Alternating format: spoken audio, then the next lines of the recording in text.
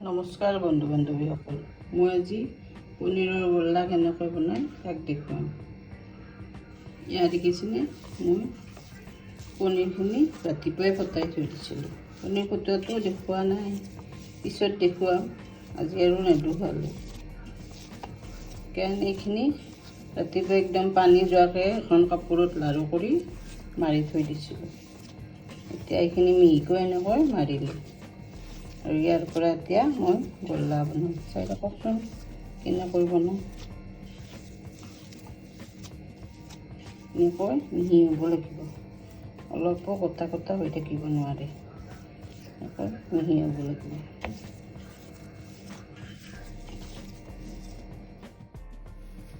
এইখিনি মই এনেকৈ মাৰি থৈ এতিয়া মই চেনি পগাই লওঁ।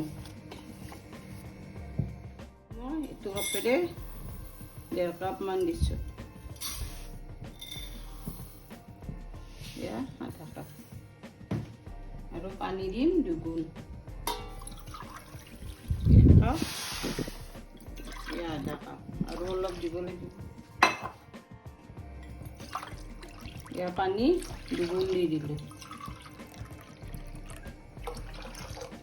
এইখিনি এতিয়া উতল অহা মানে মই গোল্লাৰ এই পনীৰৰ লাৰুকেইটা বনাওঁ। একদম মিহিকৈ মাৰিব লাগিব, নহ'লে ফাটি যাব।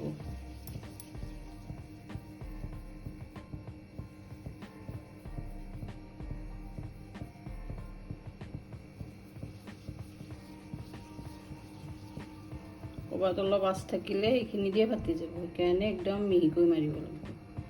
এয়া দেখিছেনে, এনেকৈ মই লাৰুকৈ বনালোঁ। মই গাখীৰ 1 লিটাৰ লৈছোঁ, 1 লিটাৰ অলপ বেছি নহয়।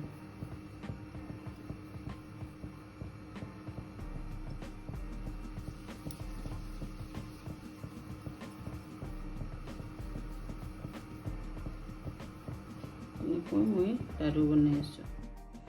এয়া মোৰ লাৰু 16টা হ'ল। 1 লিটাৰৰ অলপ গাখীৰ বেছি আছিল, এনেই 15টা ধুনীয়াকৈ হয়। আৰু এইটো দেখিছেনে, অকণমান ৰোৱাৰ কাৰণে এনেকৈ সৰুকৈ বনাই থৈ দিছোঁ।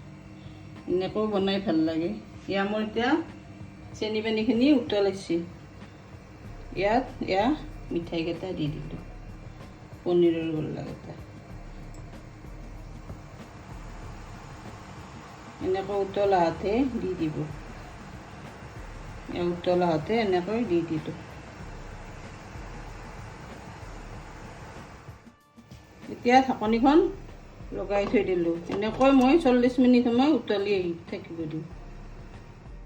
এয়া দেখিছেনে, মোৰ মিঠাইকেইটা উতলি আছে, কেনেকুৱা ডাঙৰ ডাঙৰ হৈছে। কিন্তু 40 মিনিট পিছতহে মই চাম, 40 মিনিট আগতে মই নাচাওঁ। এতিয়া উতলি আছে, এতিয়া চালেও হোৱা যেন লাগিলেও ভিতৰটো নহ'ব। চাই থাককচোন, 40 মিনিট পিছত আপোনালোকক ফালি দেখুৱাম। 40 মিনিট পিছত এনেকুৱা হৈ গ'ল, দেখিছেনে, এতিয়া হৈ গ'ল। এয়া দেখিছেনে, ভিতৰটো সিজিছে। মোৰ গোল্লাই হৈ গ'ল।